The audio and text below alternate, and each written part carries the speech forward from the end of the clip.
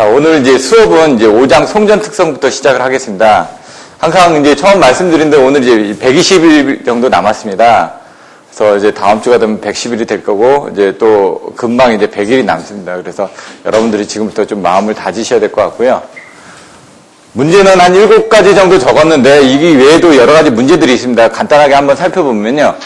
단거리, 중거리, 장거리, 이 벡터들을 그리고 뭐 등가회로 그리고 이제 설명하는 부분들이 나오는데 이제 조금 이따 배우시게 될 겁니다. 그래서 집중 정수 에러하고 분포 정수 에러를 어떤 식으로 이제 계산하는지 결국은 뭐냐면 이제 사단자 정수를 구하는 겁니다. 앞에서 여러분들이 선로 정수와 코로나에서 선로 정수 부분을 배우셨죠. RLCG를. 그 RLCG를 이제 거리에다 집어넣은 겁니다. 이제 단거리, 중거리, 장거리에다 집어넣어서 거기서 나오는 RLCG 값. 그 값들이 어떻게 변화되는지 거기서 나오는 관계에서 이제 사단자 정수라는 게 이제 전압비, 전류비, 그 다음에 임피던스비, 어드미턴스비 그 부분을 구하는 건데 이 각각의 거리별로 어떤 특성을 가지고 있는지 그런 부분을 배우시게 될 겁니다.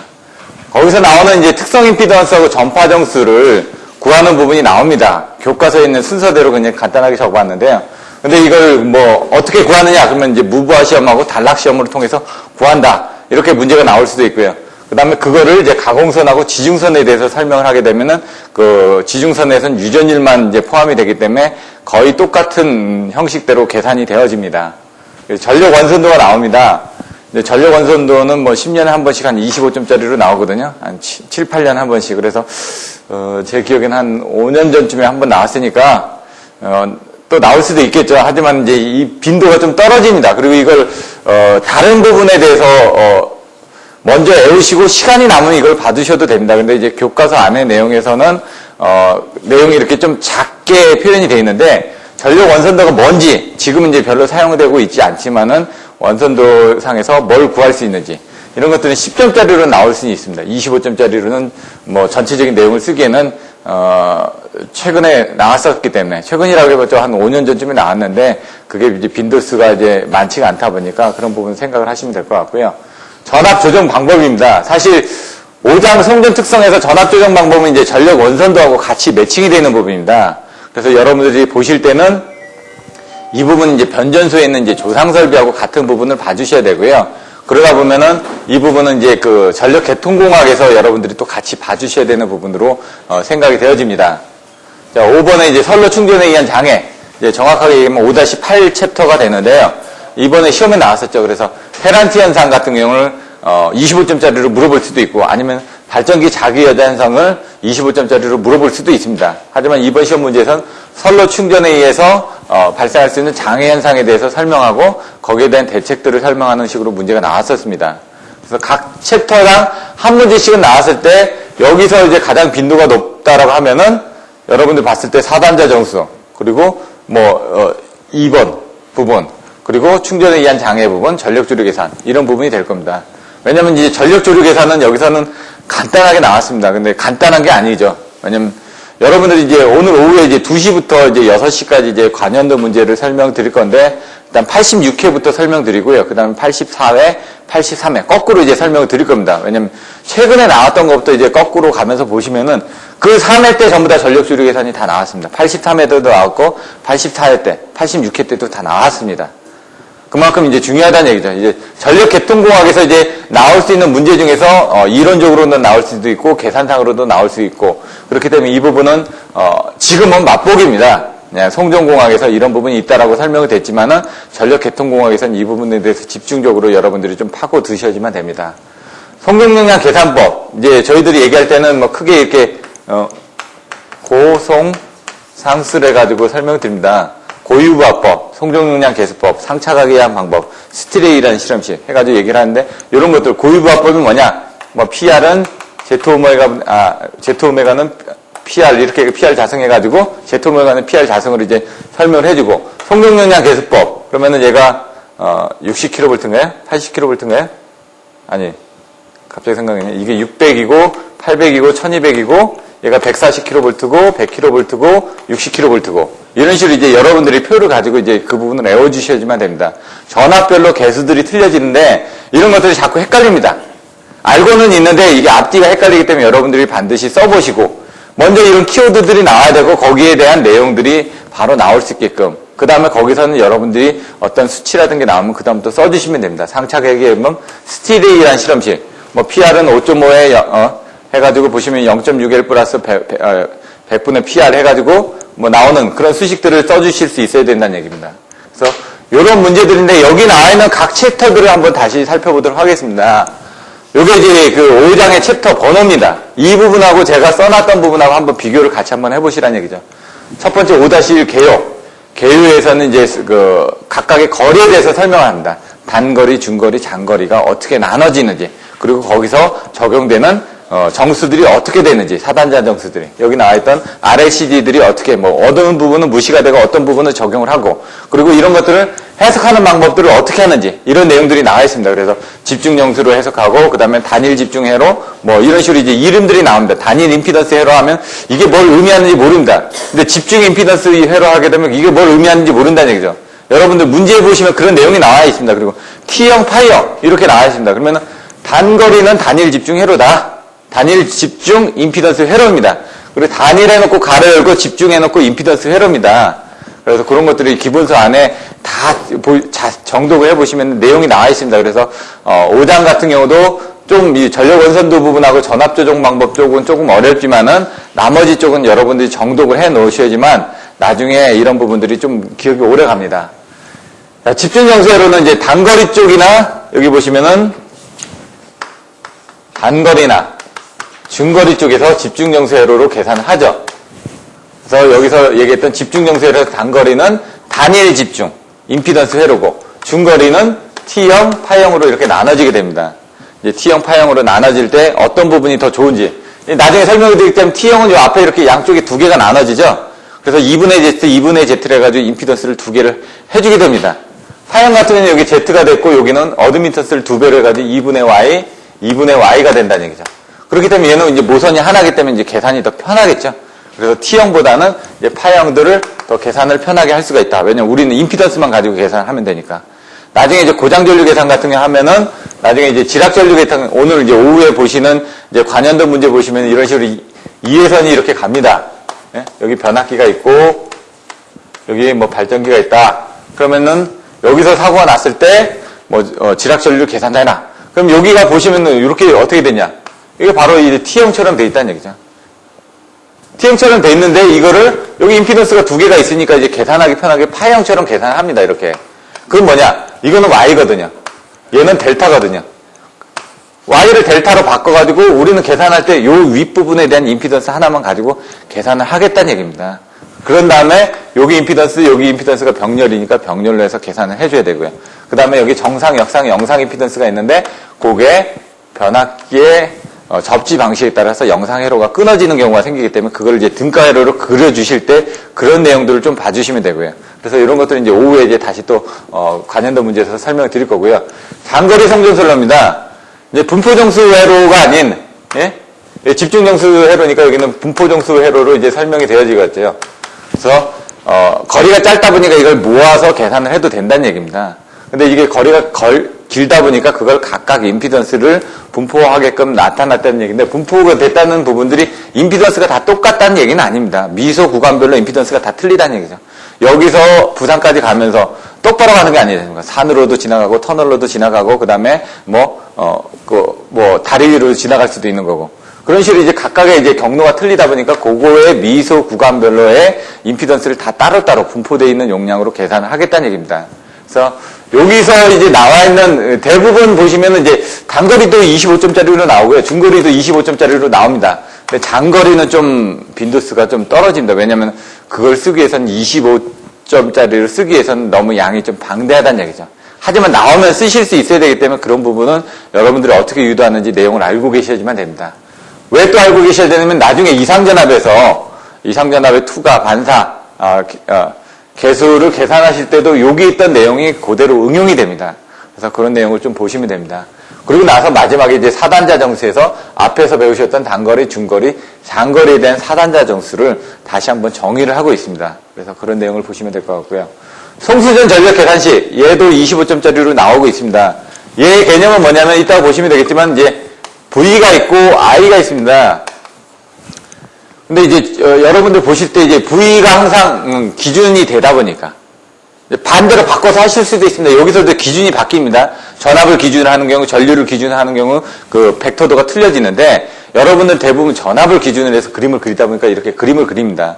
근데 이제 P라는 건 계산하면 결국적으로 이거죠. 요게 P가 되겠죠. V하고 I가 곱해진 게 요게 P라고 이제 여러분들이 생각을 하셨을 때 그럼 여기서 사이각을 이제 세타라는 부분을 계산을 하시면 되는데 이렇게 계산을 하고 난 다음에 얘는 V에 대한 세타각이 여기까지 나와있죠. I에 대한 세타각이 여기까지 있죠. 그러면 어떻게 되죠? 요만큼이 지금 더 중복이 되지 않습니까? 그래서 그 부분을 빼줘야 된다는 얘기죠.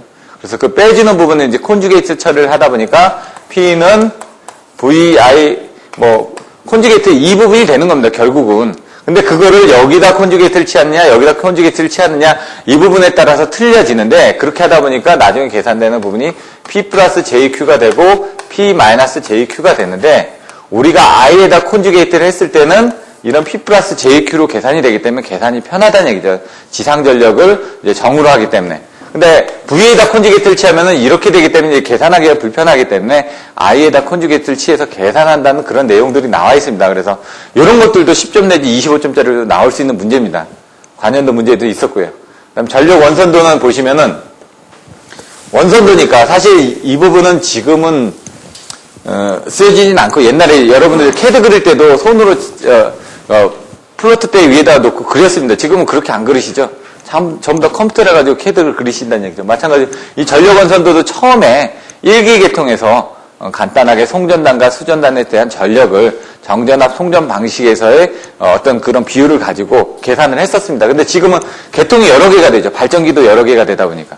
그러다 보니까 이걸 수작업해서 그릴 수 있는 개념이 아니다 보니까 이런 걸 안 쓰는데, 하지만 이제 개념이 뭔지는 이제 알고 계셔야 되기 때문에 설명을 하는 겁니다. 전력 원선도라는 건 원이라는 얘기입니다. 원의 방정식이라는 얘기입니다. 결국은.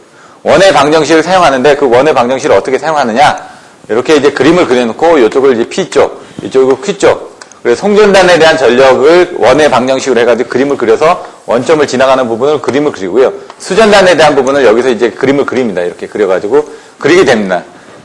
그럼 여기서 이제 요게 이제 송전단에서 보내줄 수 있는 부분이고 이게 수전단에서 받을 수 있는 부분입니다.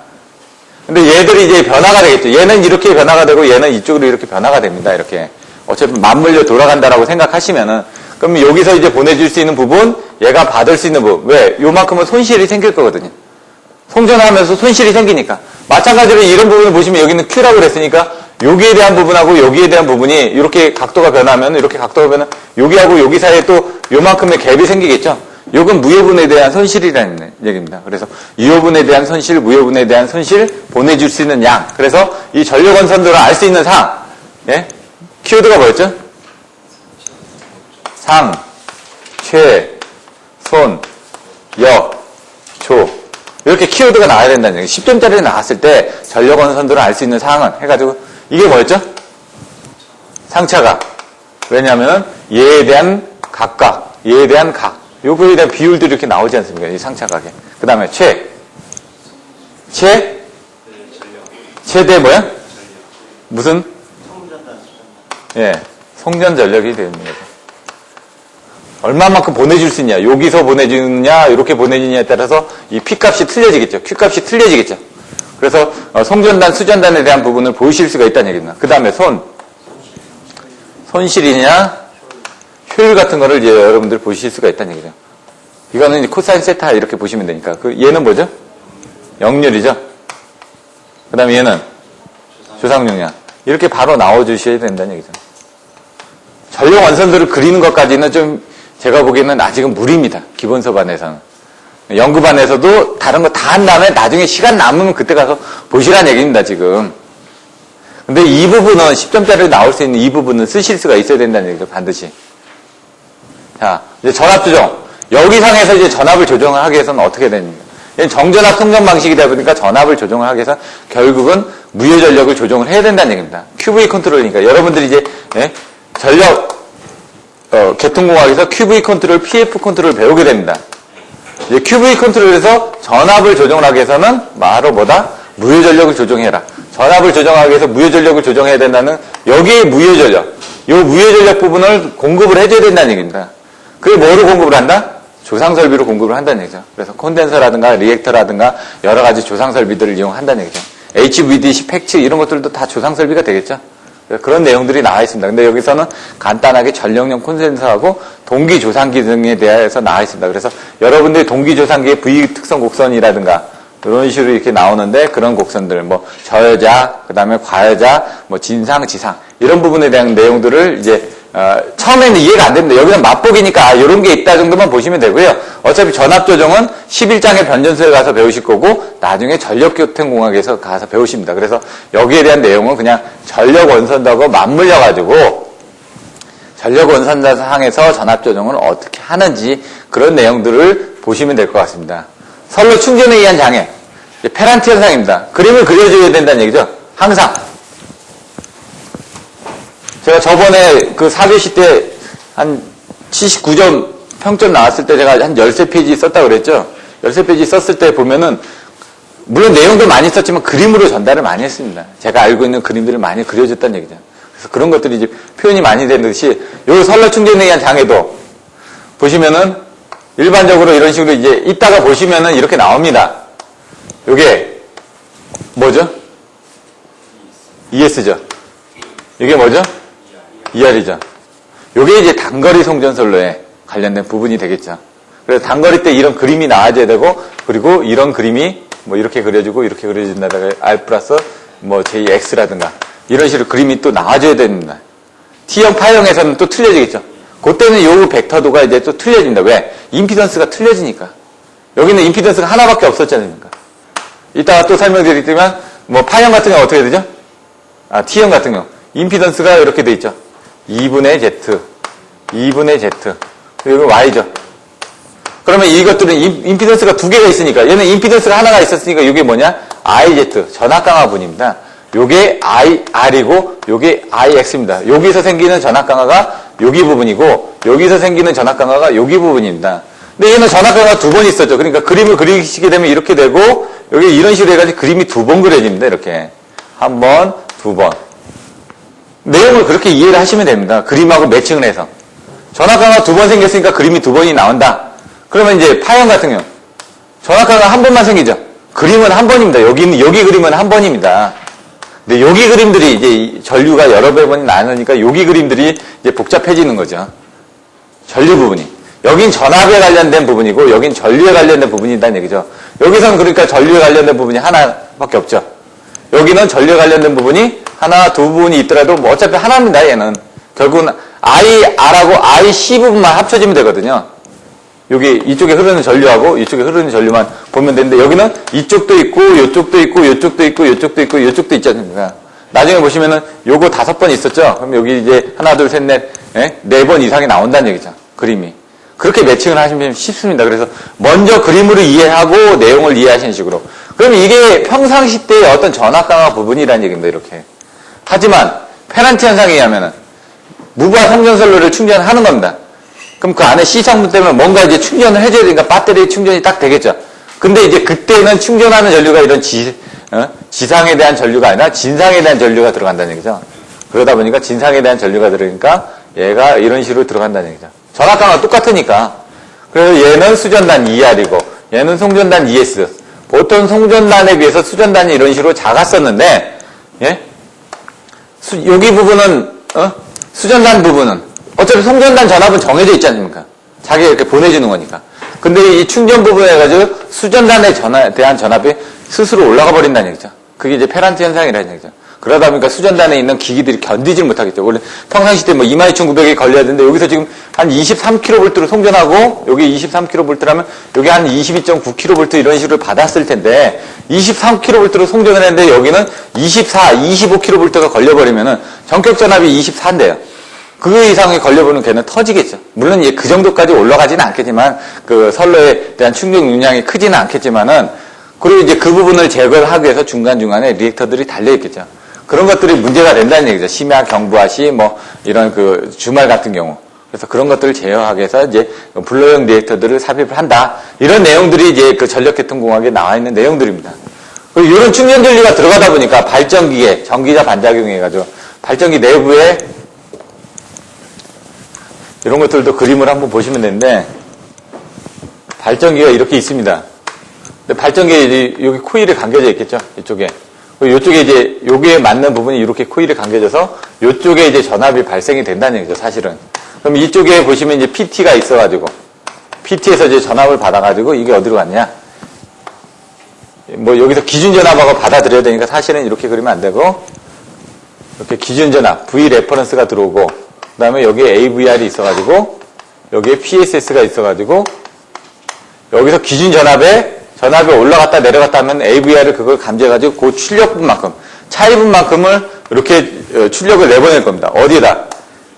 예, 엑사이터에다.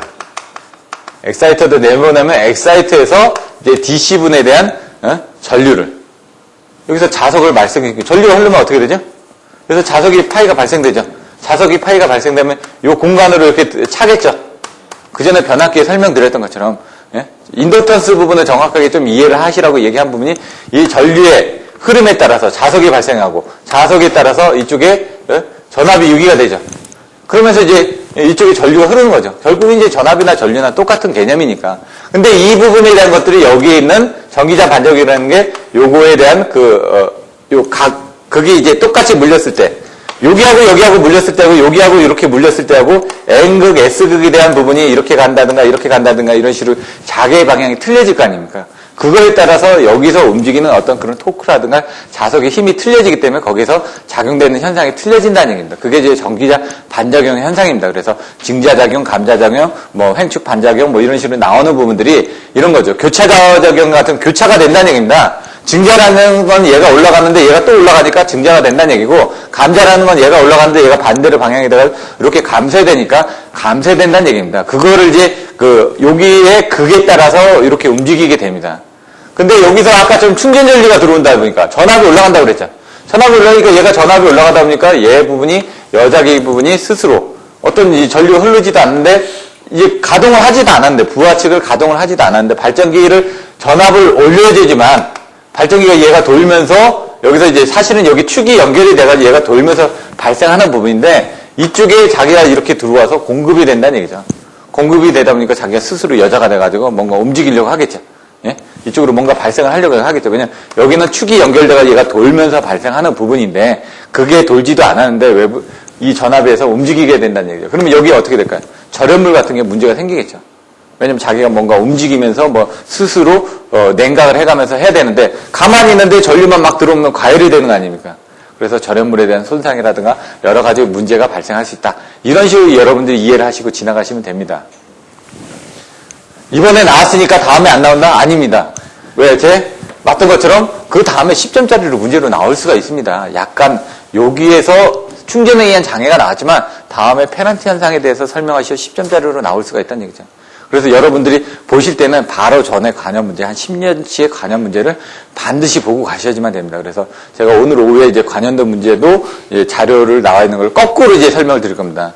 86회, 84회, 83회를 설명을 드릴 겁니다. 요게 이제, 이렇게 되는 게 이제, 이렇게 1년치가 되겠죠? 예? 여기 이제 83회 다음에 여기 81회가 되겠죠? 이렇게 거의 하나씩 건너뛰어가면서 하니까.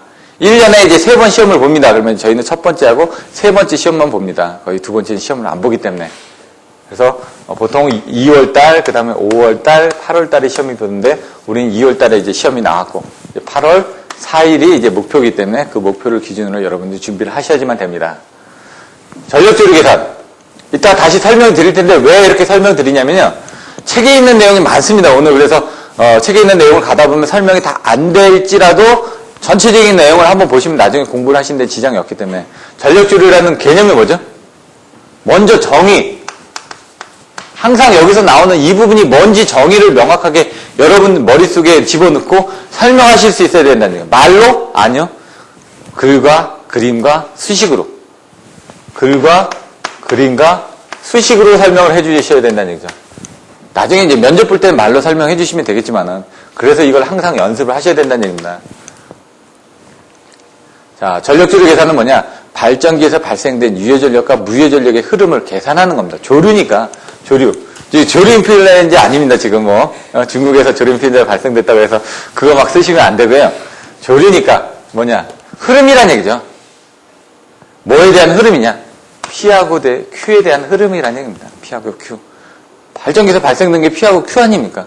그게 어떻게 되는지. 그래서 거기에서 부족한 부분이 있으면은 무효전력을 공급을 한다든가, 유효전력을 공급을 한다든가, 이런 손실이 어떻게 되는지, 이런 것들을 보겠다는 얘기입니다. 그래서 여러 대의 발전기들이 이렇게 되게 됩니다, 이렇게. 그래서 전력계통공학에서는 여기서 나오는 것들을 이제 실제로 계산하는 내용들이 나오게 됩니다. 여기서 발전기들이 발생하고 있다가 하나가 탈락이 됐습니다. 그러면은 옆에서 공급을 해줘야 되겠죠. 그거를 이제 발전기만으로 보느냐, 아니면 A계통하고 B계통으로 보느냐, 이런 식으로 확대 해석해 가면서 이쪽에 계통에서 발전기 한 대가, 여기 발전기가 3대가 있었는데 한 대가 탈락이 됐다. 이 부족한 부분은 어떻게 합니까? 옆쪽에서 꼬야 될 거 아닙니까? 그래서 연계선 전력 조류가 이렇게 얼마만큼 흘러갔다. 이런 것들을 계산하는 것들이 나옵니다. 그래서 FFT, FTC, 뭐 TBC 이런 내용들을 해가지고 이런 내용들이 또 나오게 됩니다. 그래서 그런 용어들이 뭔지는 이제 전력계통공학에서 여러분들 배우시게 될 거고요. 여기서는 정의를 하실 때 모선들이 있습니다. 어차피 이제 결국은 뭐냐면 요거는 계산하기 위해서 I는 R분의 V라는 공식을 계산하는 겁니다. 요것도 다 요 안에 지금 들어있는 것들인데요. I는 R분의 V 부분이 여기서 나옵니다. 이따가 보시면은 다. 근데 이 V 값이 이게 루트 3의 2니까 2라는 값으로 계산했는지 V라는 계산했는지에 따라서 좀 내용들이 틀려집니다. 전력조류 계산하는 얘가 R분의 1이 뭐죠? Y죠. 그래서 여러분들 I는 Y로 계산을 하는 겁니다. 그게 계산이 편하기 때문에. 왜냐면 여기 저항이 1이 있고 1이 있다. 그러면 합성저항은 어떻게 되죠? 예? 1 플러스 1분의 1 곱하기 1이기 때문에 0.5가 됩니다. 그거는 결국 2분의 1이 된다는 얘기죠. 그럼 뭐냐? 항상 똑같은 부분이 있으면 그거의 반값입니다. 반값. 그건 뭐냐? 여기는 더하고 여기는 곱하고 두 개니까 괜찮은데 세 개 되면요. 더하고 곱하고 또 그거에 대해서 또 더하고 밑에 더하고 또 곱하고 이게 10개가 되면 계산이 복잡해지겠죠. Y를 쓰게 되면 얘를 그냥 더하면 됩니다. 어드미터스 분의 1이니까 이걸 계산하게 되면 나중에 더하는 부분하고 똑같다는 얘기죠. 그러니까 더한다는 개념이 얘가 1 플러스 1이니까 그거를 그냥 이렇게 더해서 이렇게 나눠져 버린다는 얘기죠. 왜? 역수니까 이걸 더한 다음에 이걸 역수로 나눠주면 된다는 얘기죠. 임피던스가 1이죠. 그러니까 1 플러스 1분의 1 곱하기 1을 했는데 얘는 어떻게 되죠? 그걸 더한 다음에 역수로 취해지면 Y니까 그냥 더해버리면 된다는 얘기죠. 그러니까 얘는 1 플러스 1을 더했죠. 더한 다음에 그걸 역수로 나눠줬죠. 그러니까 나눠지는 부분 한꺼번에 다 더한 다음에 나중에 한 번만 딱 역수로 나눠주면 계산이 편한데 왜 이 짓을 하냐 이거죠. 그래서 나온 게 I는 Y로 해가지고 전력 방정식이라는 게 나오는 겁니다, 지금. 근데 이게 행렬로 나오다 보니까 이제 여러분들이 행렬로 계산하는 부분들이 조금 익숙해지셔야 된다는 얘기죠. 저번에 뭐 전위기에서 변위기에서 나왔죠. 그런 행렬들을 전압에 대해서 계산할 건지 아니면 전류에 대해서 계산할 건지. 근데 여기는 전류에 대해서 계산하면서 직각좌표라든가 극좌표에 의해서 계산하는 방식들이 나온다는 얘기입니다. 이런 것들이 지금은 어렵지만 이런 개념을 자꾸 반복해서 들으시다 보면 나중에 이해가 됩니다. 이런 개념이 잡히는데 제가 봤을 때는 보통 한 1년이 넘게 걸립니다. 뭐 1년 걸려도 이런 개념을 못 잡으십니다. 제가 보기에는 한 2, 3년 되셔야지만 이런 개념이 잡히니까 그런 부분을 자꾸 반복하시면 시간을 줄이실 수가 있습니다. 결국 뭐냐? 이제 나중에 계산하게 되면 그 모선에 대해서 계산하게 됩니다. I는 뭐 I1, I2, I3 해가지고 요걸 이제 행렬로 계산하게 되면은 여기 Y11, Y22, Y33, Y12, Y21 이렇게 돼가 얘하고 얘는 같은 겁니다, 결국. 그럼 뭐냐, 모선이 이렇게 있는데 이게 4개짜리니까 하나 이렇게 돼 있나요? 제가 여기 뭐 1번, 2번, 3번, 4번 이렇게 모선이 있다 그러면 1번하고 2번 사이에서 왔다 갔다 한 게 이게 Y12고 2번에서 1번으로 갔다가 한 게 Y21이 됩니다. 1번에서 3번으로 가는 게 Y13가 되는 거고요. 3번에서 1번으로 간 게 Y31이 된다는 얘기죠, 이렇게. 그 관계를 계산하는 겁니다. 얘가 이쪽으로 갔든 이쪽으로 갔든 방향만 틀리지 양은 똑같을 거 아닙니까? 그 부분은 얘는 같다는 얘기죠, 이렇게. 얘는 요 자체에 연결되어 있는 모든 부분, 이쪽으로 들어오는 모든 부분, 이쪽에서도 들어오죠, 이쪽에서도 들어오죠, 이쪽에서 들어오는 것들을 다 역수를 해가지고 계산한 거다. 더해가지고 역수로 계산한 거다. 그래서 얘 같은 것들이 이제 중요하다는 얘기죠, 결국은. 왜? 요 모선에서의 값만 보면 되죠. 나중에 이런 것들을 이제 줄여주기 위해서 스파시티 행렬이다라든가 해가지고 이런 부분에 대한 값이 0이면은 여기 부분이 i는 y 2였죠. 예? i는 r분의 v에서 이걸 2로 쓴다는 얘기죠. 2원, 2,2면은 얘가 이렇게 매칭이 되면 좋겠죠. 그래서 i는 y라고 제가 말씀드렸죠. 이런 부분들을 없애주면 없애줄수록 계산하기가 편하기 때문에 그런 부분이 나중에 나와진다는 얘기입니다. 이런 것들 계산할 때 이런 모선에 대한 것들을 정의를 하고 거기서 왔다 갔다 하는 흐름을 정의를 한다는 얘기입니다. 결국은. 그럼 모선은 어떻게 정의를 하냐? 발전기 하고 불화가 있겠죠. 크게. 근데 이제 아까 얘기한 것처럼 손실이 생깁니다. 이 안에서는. 그 손실을 이제 부담해 줄 수 있는 그 무한대 모선을 하나 신설을 해야 된다는 얘기죠. 근데 이 프로그램에 따라서 기준 모선이 하나 있을 때, 두 개 있을 때, 뭐 세 개 있을 때 계산 못하는 프로그램도 있고요. 하나만 있어야지 계산하는 프로그램들도 있습니다. 제가 옛날에 테스트를 해보니까. 결국 뭐냐? 이제 기준 모선이라는 게 생깁니다. 기준 모선의 다른 말은 어떻게 되죠? 또 이런 식으로 여러분들이 내용을 아셔야 된다는 여기 이제 임피던스가 있는데 파동 임피던스. 다른 말이 뭐죠? 예? 고유, 서지, 또, 예? 예? 또, 특성 임피던스. 이렇게 5글자가 있다는 얘기죠. 그러니까 나중에 답안지를 쓸 때 다른 말로 물어보면 못 씁니다. 그래서 다 이런 부분들을 훈련을 하셔야 된다는 얘기죠. 기준 모선이 있다. 먼저 기준을 정해야 되니까. 그리고 뭐로 구성이 되어 있다고요? 발전기하고 부하로 구성이 되어 있다. 이렇게 하면 된다는 얘기죠. 근데 우리는 뭐라고요? 전력조류 계산이 유효전력과 무효전력의 흐름을 계산하는 거. 유효전력과 무효전력의 흐름을 계산하는데 이 사이에는 뭐가 있을까요? 전압이 있겠죠. 그리고 전압에 대한 상차가 있겠죠. PQV 데이터를 딱 머릿속에 집어넣는 겁니다. 그럼 이제 여기서 이제 나눠지는 부분이 이제 기지값. 알고 있는 값이 뭐냐? 미지값. 모르고 있는 값이 뭐냐? 이런 기지값, 미지값을 이제 여러분들이 잘 알고 계셔야지 나중에 또 고장전류 계산해서 기지값, 미지값을 이용해서 또 계산을 한다는 얘기죠. 이렇게 표로 나눠 놓으면 사실 제가 칠판에는 잘 안 씁니다. 왜냐면 이게 내용이 많기 때문에. 하지만 중요하기 때문에 먼저 머릿속에 전체적인 걸 정리하고 올해 수업은 가능하면 프리젠테이션을 하고요. 내년 수업은 여러분들하고 얘기를 해가지고 필요하면 칠판에 이사하는 식으로 전부 다 바꿀 겁니다. 그때마다. 왜냐면 똑같은 내용을 들으면 질리기 때문에 오후에 하는 수업도 사실은 그전에는 관연도 문제 중에서 시험 빈도수가 높은 걸로 했습니다. 하지만 이제 이번에는 관연도 문제 중에서 회차별로 해가지고 나눠서 할 겁니다. 그래서 거기선 중요한 부분도 있고 중요하지 않은 부분도 있습니다. 중요하지 않은 부분 제가 건너뛸 겁니다. 왜? 거기에 대해서 너무 시간을 할애하실 필요가 없습니다. 왜? 여러분 목적은 시험을 합격하기만 하면 되거든요. 자, 여기서 알고 있는 값이 뭐가 있을까요? 기준모선이라는 건 뭔가 손실을 없애준다라고 했습니다. 기지값이 뭐죠? 무한대 모선이라고 그랬습니다. 무한대 모선의 정의가 뭐죠? 제타이 V 델타. 이게 뭐죠? 1번, 2번, 3번, 4번. 왜 제가 자꾸 반복을 해드리냐면은 이런 것들이 무한대 모선 이거 10점짜리로 나옵니다. 25점짜리로 나올 수가 있고. 뭐죠? 예. 내부 임피던스. 이 ZI가 제로고, 예? 전압은 크기와 위상에 관계없이, 부하에 관계없이, 예? 변하지 않고, 극히 큰 관성전수를 가진 용량 무한대의 전원을 말한다. 이거 맨날 이렇게 나오셔야 된다고요. 여기서 ZI 관용 이렇게 했잖아요. ZI V 관용으로 제가 이렇게 외워주시라고요. 키워드가 안 돼 있으면 안 나옵니다. 이거 무조건. 그럼 여기서 지금 얘가 지금 할 수 있는 부분은 뭐냐? 기준 모선에는 뭔가 부족한 부분을 채워주겠죠. 그랬죠? 예? 극히 큰 관성전수를 가진 용량 무한대 전원이라고 얘기했습니다. 기준 모선이 뭐라고요? 무한대 모선의 역할을 한다고요. 용량이 무한대라고요. 송전선로 속에서 어떤 그 계산값이, 그러니까 부족한 부분이 생기더라도 얘는 그걸 메꿔줄 수 있는 부분이 있다는 얘기입니다. 왜냐면 계산을 하다 보면은 보존이 생기죠. 예를 들어, 은행에서 10원짜리가 비었다.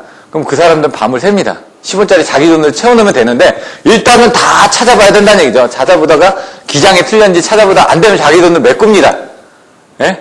저도 옛날에 그 주유소에서 일할 때, 군대 갔다 와서 돈이 남으면은 제가 갖는 거고 무조건 메꿔야 됩니다.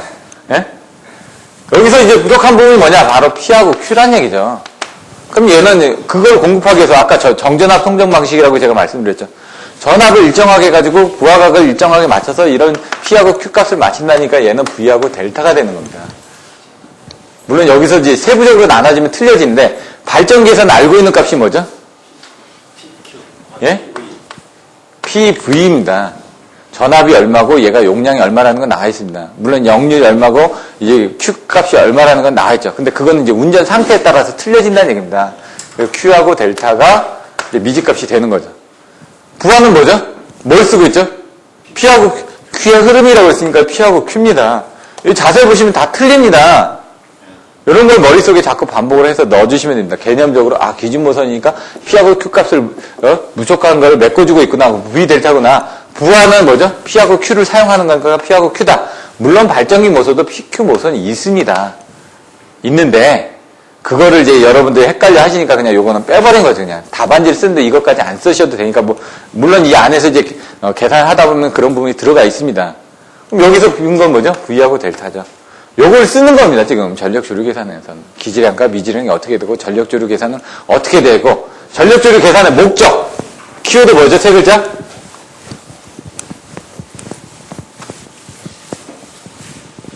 전력조류 계산의 목적 키워드